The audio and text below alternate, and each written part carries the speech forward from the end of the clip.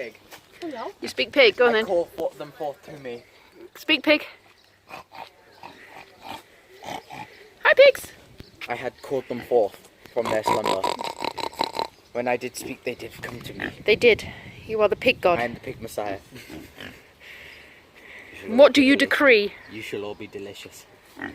That's not a nice decree. Yeah, they don't understand English.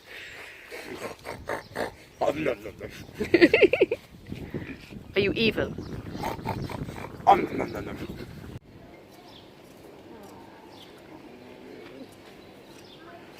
there's the iPhone. I can hear the ding ding ding ding ding ding ding. This is always a tricky bit, the belly. I'll be so scared I'd Well, you got to be careful here with just too many bits hanging out. chop a nipple or something. Yeah. Or a pizzle. And there's also veins and stuff running around there as well. So. Hmm. Good for not to kill the sheep. Yeah. I don't think you're helping them feel less nervous.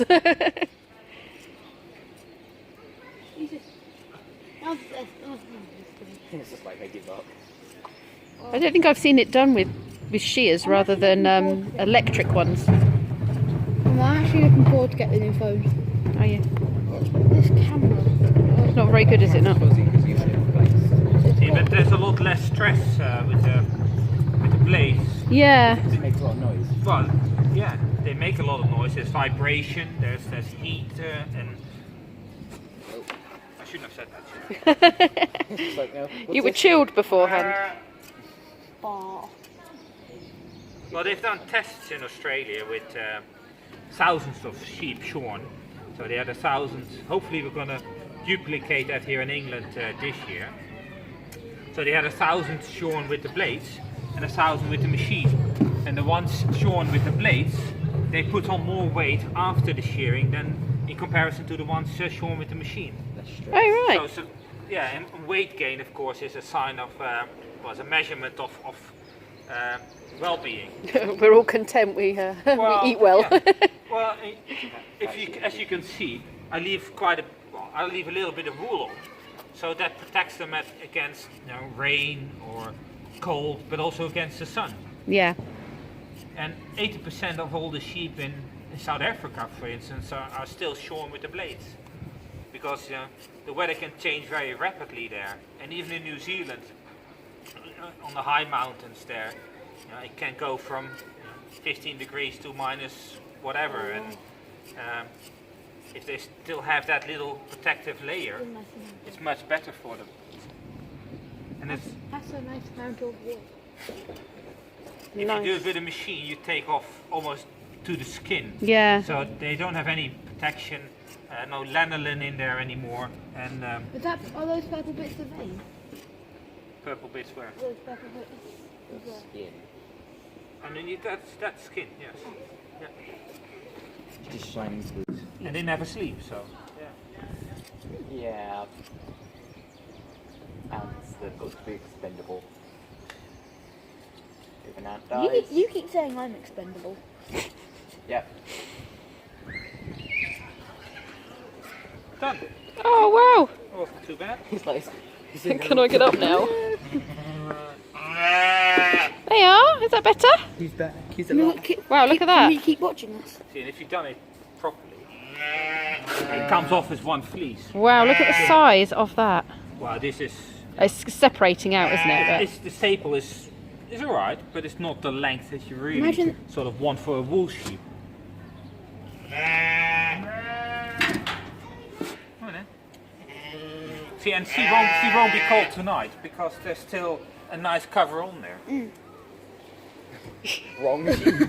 What did they do to you? They sometimes don't recognize each other afterwards. Oh. Like help this stranger. There's something different about you today. I can't quite work out what it is. Have you had your hair done? Hello? Oh, that's nice and soft. You've got to roll it all up now, look. Oh, that is. Look, feel that. It's really nice. Oh, get off. You enjoy that then, Kenzie? Can we watch it again? You can watch it again, yeah. Do you want to watch it again? Might have to wait for some more people to come. And that's how you travel from farm to farm. Put this on your back.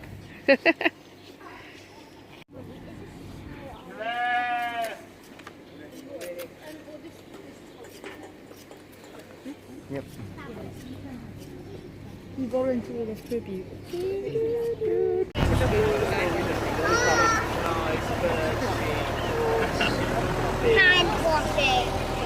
George Bennett.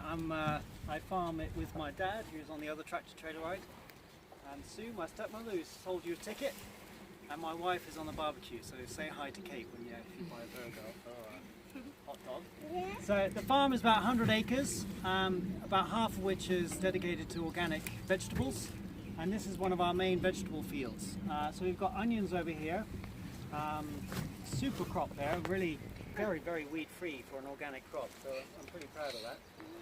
But what we do is we have what's called a rotation, and rotation is key to organic farming because we don't use chemicals for pesticides, herbicides and fungicides, which tend to build up if you grow crops in the same place year after year. So rotation is key for us. If we keep moving our crops around the farm, you don't get a big build-up of something that particularly likes onions or carrots or whatever. So for example, a carrot fly is a big issue. If we have a carrot in one plot, next year they might lay eggs, or they've laid eggs, next year they hatch, they come up and there's no carrots around because we've moved them to a different part of the farm. So we're just trying to constantly keep ahead of the things that are out to get our vegetables. Right at the start of the rotation is a period of 2 to 3 years of fertility building. So that builds up the nitrogen and soil structure in the soil. And to do that we plant legumes. We actually plant 4 clovers: lucerne, white clover, red clover and yellow trefoil. And actually where those bales are, you can see there's a nice green patch, and that is, we've just taken a bit of some clover haylage off that. But that is lots of 4 clover mixes, and that's currently in its 2nd year, and we'll be ploughing that in next year for brassicas, for cabbages.